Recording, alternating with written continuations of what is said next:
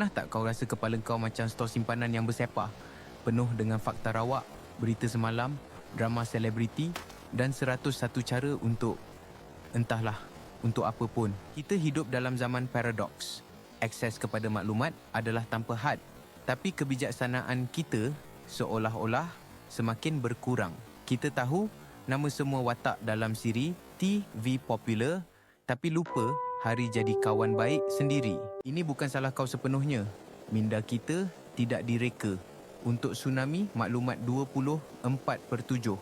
Kita sedang lemas dan kita sendiri yang terus membuka paip air. Selamat datang ke konsep minimalisme intelek. Ini bukan tentang menjadi jahil. Ia adalah seni untuk menjadi bijak dalam memilih kejahilan anda. Seni membuang sampah dari minda supaya ada ruang untuk perkara yang benar-benar penting. Mari kita faham masalahnya dulu. Kenapa kita jadi penagih maklumat? Jawapannya terletak pada 3 perangkap psikologi. Perangkap pertama, lebihan beban kognitif, cognitive overload. Otak kau macam RAM komputer. Kalau kau buka 100 tab serentak, berita, media sosial, email, video kucing, sistem akan jadi perlahan dan akhirnya hang. Hasilnya, kau tak boleh fokus. Kau baca satu perenggan 5 kali tapi masih tak faham. Kau membuat keputusan yang teruk sebab minda kau terlalu letih untuk berfikir secara rasional. Perangkap kedua, bias pengesahan, confirmation bias. Kita secara semula jadi suka pada maklumat yang mengesahkan apa yang kita dah percaya. Ia rasa selesa, macam makan makanan segera untuk jiwa. Media sosial mengeksploitasi ini dengan sempurna. Algoritma menyuap kita kandungan yang sama berulang kali, mewujudkan ruang gemak di mana pandangan kita tidak pernah dicabar. Kita jadi lebih yakin, tapi bukan lebih bijak. Perangkap ketiga, gelung dopamin, the dopamine loop.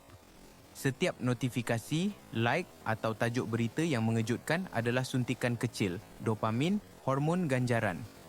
Ia membuatkan kita rasa seronok sekejap dan kita terus kembali untuk lebih lagi. Kau bukan lagi mencari pengetahuan, kau sedang memburu hit dopamin seterusnya.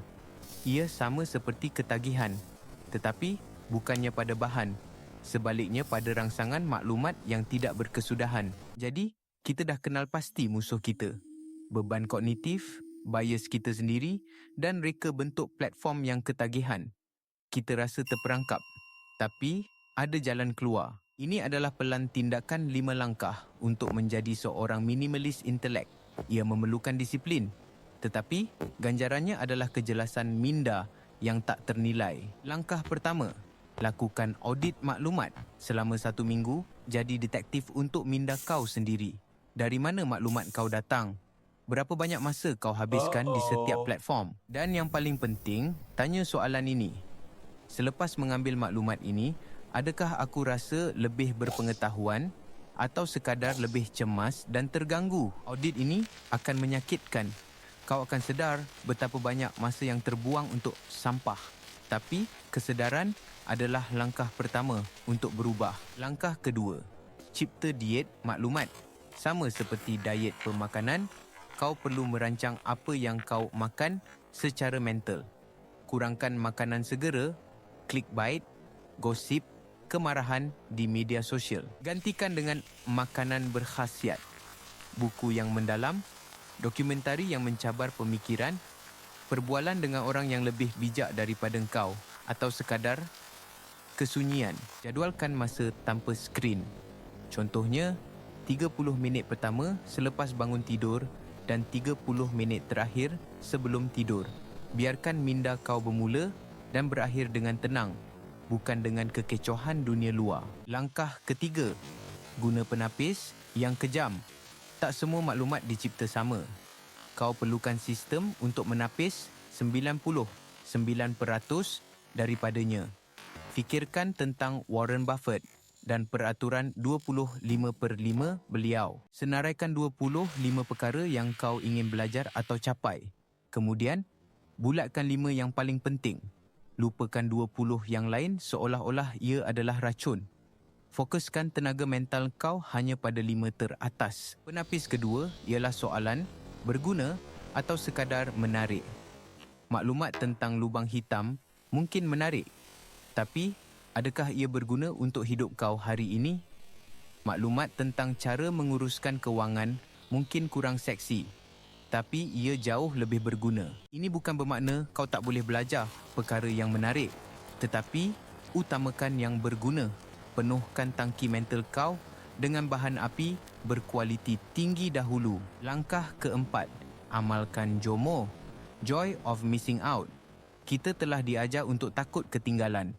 FOMO, minimalisme intelek mengajar kita untuk meraihkan kegembiraan kerana ketinggalan. Gembira kerana kau tak tahu tentang drama politik terbaru.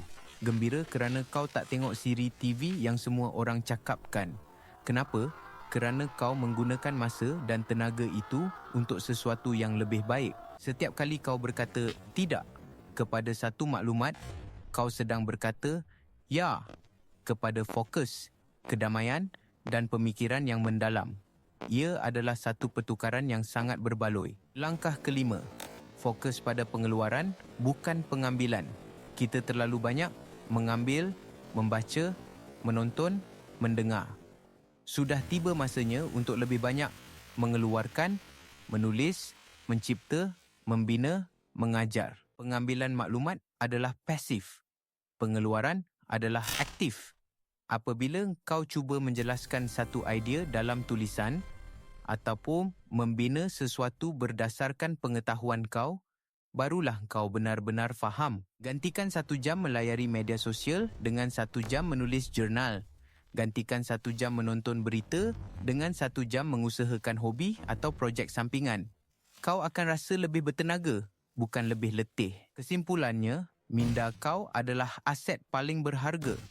Jangan biarkan ia menjadi tong sampah untuk agenda orang lain, untuk clickbait, untuk ketakutan dan kemarahan yang tidak produktif. Minimalisme intelek bukan tentang tahu lebih sedikit. Ia tentang tahu apa yang penting dengan lebih mendalam. Ia adalah kebebasan untuk berfikir. Kebebasan daripada kebisingan. Mulakan hari ini. Buang satu aplikasi yang tidak berfaedah. Nyahikut satu akaun yang membuat kau rasa marah. Pilih satu buku yang mencabar. Lindungi ruang mental kau. Kerana di dalam ruang itulah pemikiran sebenar berlaku.